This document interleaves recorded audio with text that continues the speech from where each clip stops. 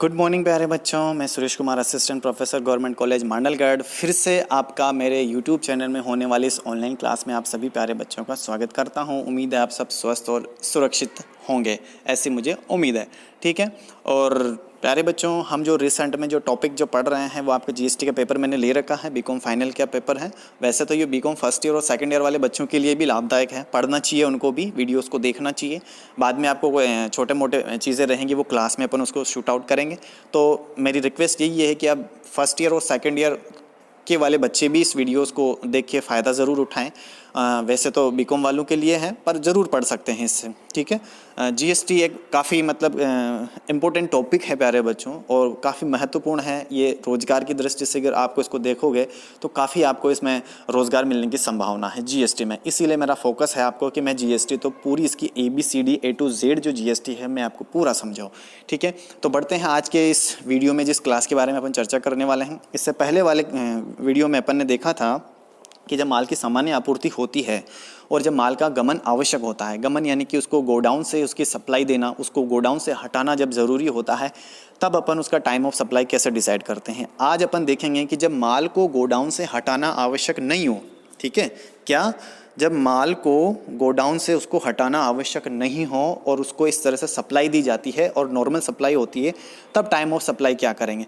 इस स्थिति में भी 3 डेटें आपके पास होंगी। पहले वाली डेट क्या होगी, माल का बीजक जारी करने की डेट आपके पास होंगी।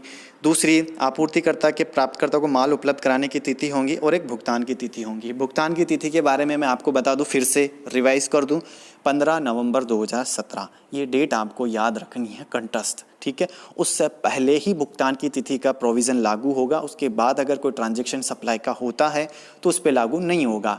उसके बाद आपको सिर्फ ये 2 डेटों के बेस पे, सिर्फ और सिर्फ पहले की जो 2 डेटें हैं उन्हीं के बेस पे टाइम ऑफ सप्लाई डिसाइड करना है। और क्या होगा इन तीनों डेटों में से, जो डेट सबसे पहले होंगी उसी को अपन टाइम ऑफ सप्लाई मानेंगे। चलिए अपन इसका एक छोटा सा उदाहरण भी देखेंगे आज, क्या होगा इसमें।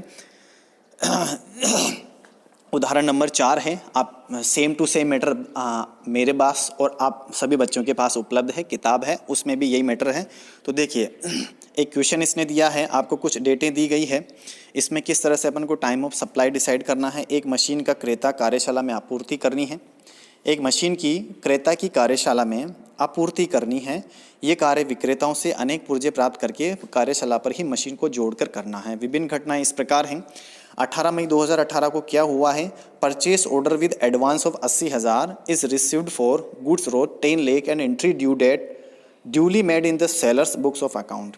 80,000 का पेमेंट एडवांस करते हुए परचेज का ऑर्डर दिया है। ठीक है। और 10 लाख उसकी जो वैल्यू है, जो मशीन आप जो खरीदने जा रहे हो उसकी 10 लाख की वैल्यू है। ठीक है। और विक्रेता की पुस्तकों में एंट्री 18 मई 2018 को उसकी हुई है। 80,000 रुपये उस दिन पेमेंट किया गया है। 19 जून को क्या हुआ, machine is assembled tested at workshop and accepted by buyer. खरीदार द्वारा उसको 19 जून 2018 को उसको एक्सेप्ट किया गया है। 22 जून को इनवॉइस इशू किया गया है, और 3 जुलाई 2018 को बैलेंस पेमेंट जो 9,20,000 का बचता है वो पेमेंट किया गया है। अब आपको ये ट्रांजैक्शन तो एक ही है, कुछ डेटें अलग अलग हैं। इनवॉइस अलग डेट को इशू हुआ है, कुछ पेमेंट एडवांस में हुआ है, और मशीन अलग डेट को बायर को मिली है। ठीक है। अब देखिए, इसमें मशीन को क्या है कि मशीन को स्थापित करना अलग चीज़ है। मशीन आपने खरीद ली है, उसको वहाँ से हटाना ज़रूरी नहीं है। वो हो सकता है 10 दिन बाद स्थापित हो। आपने उसको खरीदने बेचने का ट्रांजैक्शन तो हो गया अपना। अब जैसे मान लीजिए फॉर एग्जांपल किसी से के यहाँ से आपने फ्रिज खरीदा या कुछ किसी भी तरह की मशीन खरीदी है, तो वो आज खरीद ली। अब वो 10 दिन या 15 दिन उसने बोला कि आपको 10 या 15 दिन में आपके घर पर ये पहुँच जाएगी। तो उसी तरह की ये मशीन है जो उसने किसी ने, व्यापारी ने खरीदी है। तो 10-15 दिन बाद में वो उसके हो सकता है डिलीवर हो, यानी कि गोडाउन से उसको आज का आज ही हटाना जरूरी नहीं है। ठीक है ना, यानी कि उसका गमन आवश्यक नहीं है। तो इस स्थिति में 3 डेटें आपके पास होनी चाहिए। ठीक है। सबसे पहले वाली इनवॉइस डेट। इनवॉइस डेट क्या है आपके, 22 जून 2017। दूसरी डेट क्या होनी चाहिए, अपेक्षित डेट क्या होनी चाहिए, जब उसने माल को जब उसको भौतिक रूप से सुपुर्द किया है उस डेट को उसको इनवॉइस इशू कर देना चाहिए। 22 जून को उसने इनवॉइस किया है और मशीन कब सुपुर्द की है? 19 जून को, यानी कि एक्चुअल में इनवॉइस इशू करने की डेट क्या थी? 19 जून।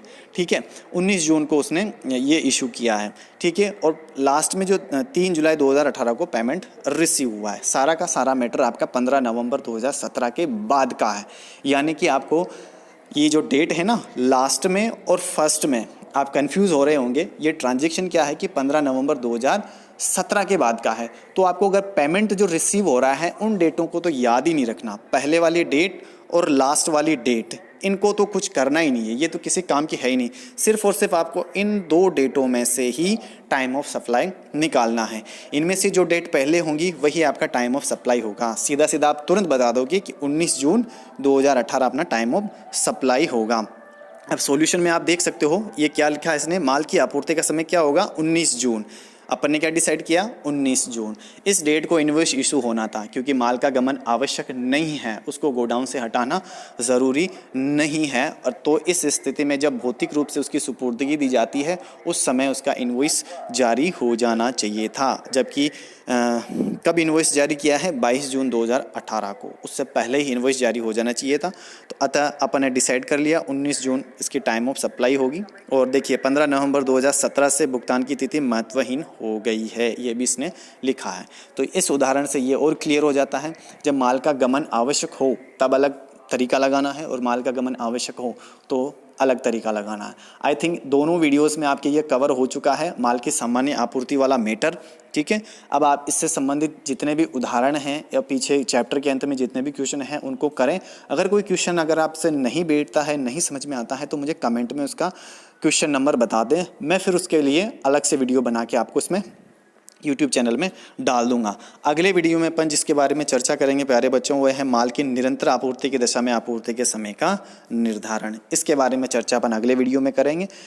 तो इस 2-3 वीडियो में मैंने माल की सामान्य आपूर्ति में किस तरह से टाइम ऑफ सप्लाई का निर्धारण करते हैं वो मैंने कवर किया है। उम्मीद है आपको समझ में आया होगा। अगर थोड़ा सा भी डाउट आपको रहता है तो बेझिझक आप कमेंट करके कमेंट में मुझे बताएं, मैं तुरंत आपको उसका आंसर और उसको समझाने की कोशिश अगले वीडियो में ज़रूर करूँगा। तो मिलते हैं प्यारे बच्चों अपन अगले वीडियो में इस टॉपिक के साथ कि माल की निरंतर आपूर्ति की दशा में आपूर्ति का समय का निर्धारण कैसे किया जाता है। अपना ध्यान रखिए, कोरोना से बच के रहिए और उम्मीद करते हैं, भगवान से प्रार्थना कीजिए कि अपन जल्द से जल्द क्लासरूम में पढ़ाई करने का अपने को मौका मिले। ऐसी मेरी भगवान से प्रार्थना है। और तो मिलते हैं अगले वीडियो में। Have a good day.